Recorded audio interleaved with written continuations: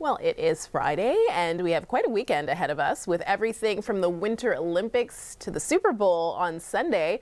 Joining us now is Chris Bumbray, managing editor of JoeBlow.com. So, Chris, let's get straight into the Super Bowl and the topic that comes up every year, the ads, of course.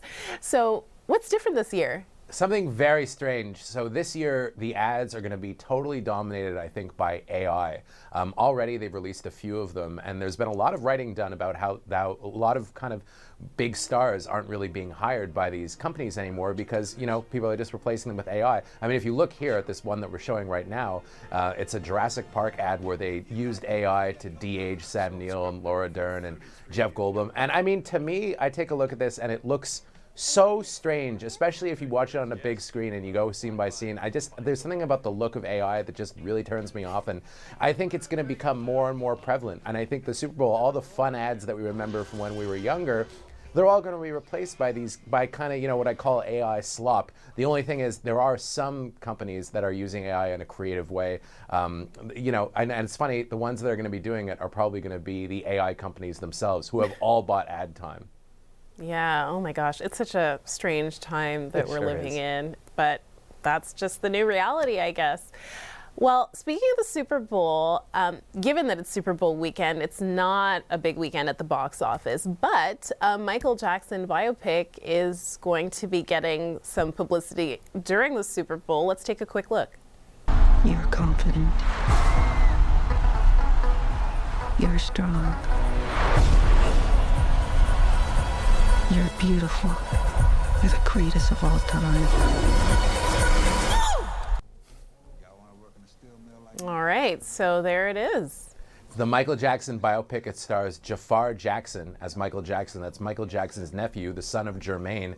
And yeah, there's going to be an ad that's going to be playing during the Super Bowl. Lionsgate spent millions of dollars on it. But this is a very, very controversial film because what happened was they shot it as this 3-hour epic, but they dealt with the trials that he went through in the 90s with the child molestation charges against him. And I think that the movie, when they did it, they really kind of portrayed him as innocent, but it actually violated a non-disparagement agreement that they had with the family. So apparently they've reshot the movie, and from what I understand, it now ends with Bad. So Michael Jackson's story just ends with the release of the Bad album in 1988 on a note of triumph. Nothing of the dark side revealed at all. So I don't know. This is a question mark to me, although I still think the movie's probably going to make about $1 billion. So we'll see. Quite an abrupt ending if it ends with the Bad era. Yeah, we'll have to see.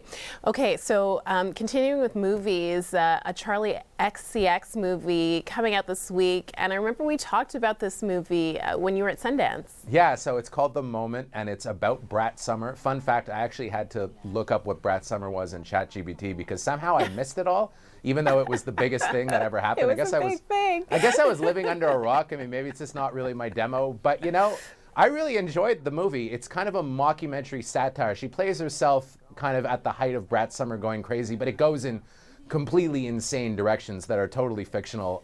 She is actually really funny in the movie, and despite the fact that I knew absolutely nothing about Brat Summer, I actually had a really good time watching it. So if you're a Charlie XCX fan, go see it this weekend. And even if you're not, you know what? You might still have a good time.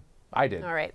Okay. Good to know. So just quickly before we wrap up, something very local, the Dorval Winter Festival underway this weekend. Yes, so there's a big skating thing happening tomorrow at the Dorval Outdoor Arena on Dawson Avenue. It's going to be very cold, so make sure to wear extra layers. And yeah, that's going on all weekend, free admission, and it should be a lot of fun. All right. Thank you, Chris. We appreciate it. As always, have a great weekend. My pleasure, Maya. Thank you for having me.